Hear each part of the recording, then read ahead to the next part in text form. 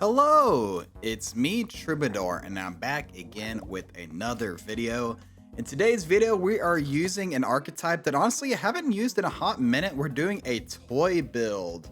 Now, toys, there's a lot of really fun ones. There's a lot of really cool ways to use it. But today I want to use a pet that honestly I haven't used too much, but I've been using it more frequently in my toy builds lately, just because, it's got a lot of really cool synergies that I didn't really see the potential of until I saw some more people using the toys in the puppy pack and doing what they could do with that.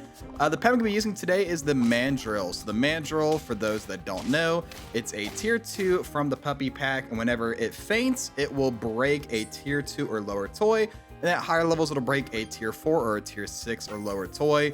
Now, some toys are like active abilities where they, they function for 2 turns and then the effect goes away. Think of things like, tennis ball, toilet paper, that sort of thing. And then there's ones that trigger whenever the toy breaks, things like balloon or oven mitts.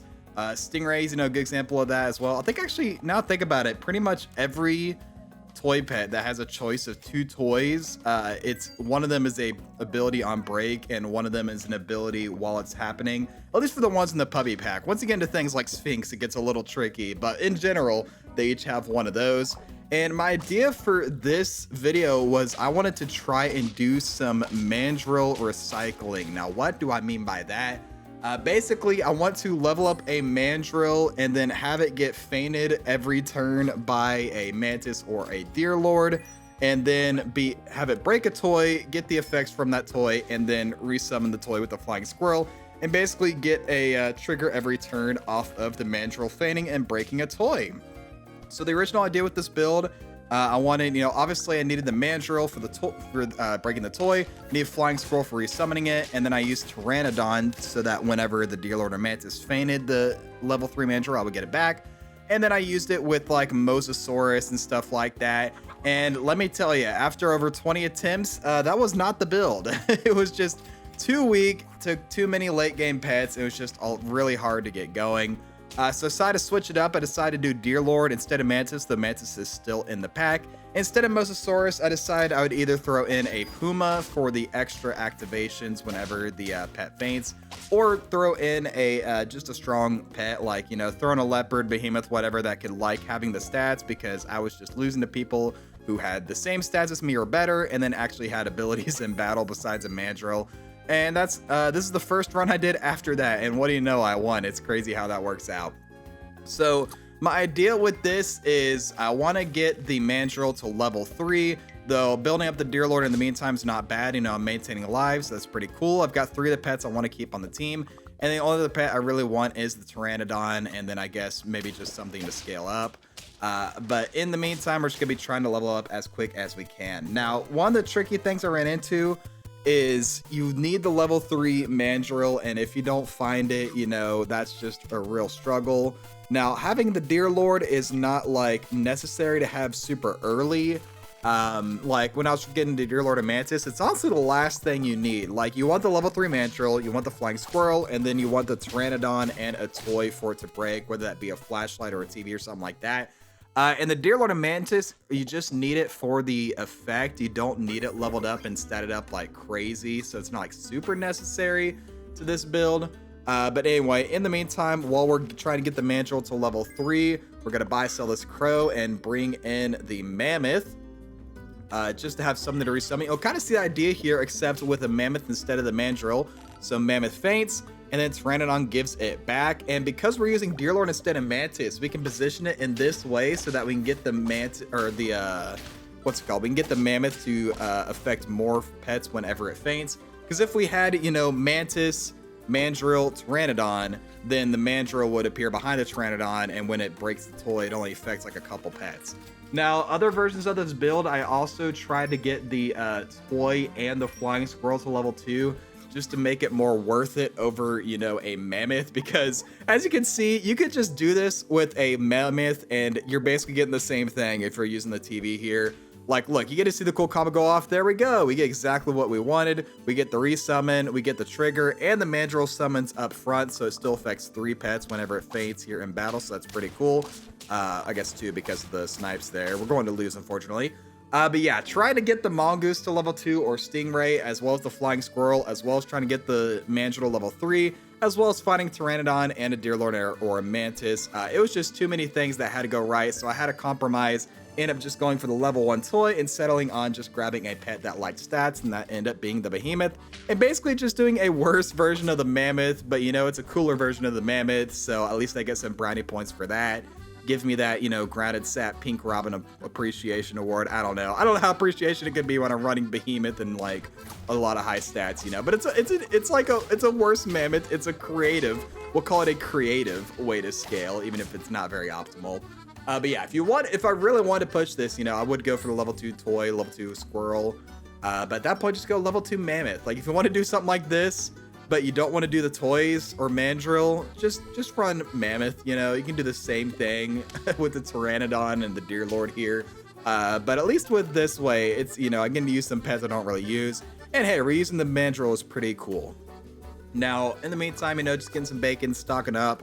Ooh, glad we have some stats there for the scorpion. Yo, it's a big yak. You don't see yak very much anymore. That's crazy.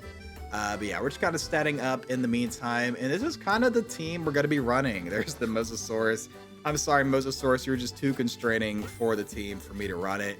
That's another reason to use, you know, Mandrill and all this over a Mammoth, is so you can use it with toy pets like the Mosasaurus. But like I said, it's just too constraining on team building, so how to compromise with this version here. But honestly, getting like +2/2 to the whole team every turn ain't bad, especially when we get it again in battle thanks to the Mandrill fanning, so that's pretty cool.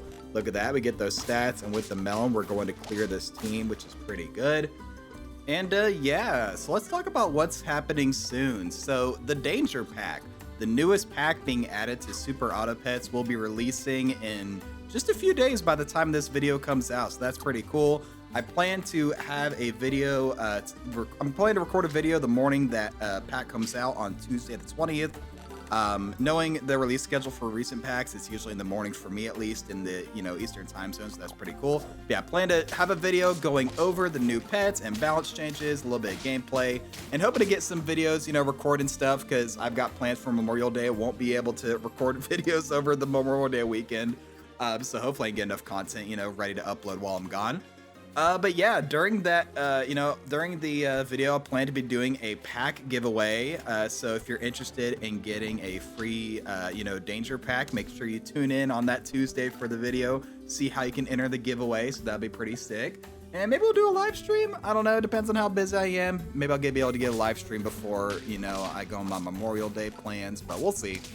But yeah, Danger Pack on the horizon. Very excited for that. I've loved all the new pets and abilities they've shown off on the Discord server so far. For those that don't know, the Danger Pack, they've been teasing it on the official superautopets Discord server. It's coming out, you know, like I said, in like less than, you know, just a few days. You know, I think what, 3 days from the time this video comes out, and it's all based around pets that are endangered. You know, ones that aren't already in the game, like axolotl. But it's designed to be a little simpler and easier for people, you know, who are newer to the game, newer to Turtle Pack. There's still some gimmicks and archetypes. You know, there's pets related to friends being transformed, or, you know, abilities related to like jump attacks and stuff like that. For the most part, it's a lot, you know, it still looks really fun. It's just simpler abilities. You don't got these crazy mechanics like mana and trumpets and like all these that take a lot to understand as a new player. And they've revealed all of the pets and foods from tier 1 through tier 5. Every couple days, we're showing off a whole new tier. Don't know yet if there's going to be any kind of custom exclusive pets, but going off their track record of the last couple packs and last year's updates, I wouldn't be surprised to add even more custom exclusive pets. So yeah, we're looking forward to the Danger Pack and doing a lot of videos on those new pets very soon. So yeah, very excited. Also, we get a very clutch win over Tom Gome there. Let's freaking go. Dude, Tom Gome has been... I'll say this one thing. Tom Gome's been mixing it up, not just running Anubis Dung Beetle Cringe, though I still see it sometimes from him. He's also now running Ouroboros and Yeti and like Ostrich, Hamster, Ammonite, just Roll Scum instead. So a different kind of cringe. And also sometimes I see some Axolotl teams from him. So you know what? He's mixing it up a little bit, but at least, you know, it's still very cringe. But anyway, what do we face in the last turn with our team here? We face this team with a lot of stats, but we get the Pteranodon activation in battle, get some Mandrill stats, and then sweep the rest of the team. and we win with our Mandril recycling team. Let's freaking go. But yeah, that's going to be it for me today. Thank you all so much for watching. I'll have the pack in the description for anyone who wants to try it. Please make sure to like, comment, subscribe, do all the generic stuff. I'll catch you guys in the next video. But until then, as always, stay true.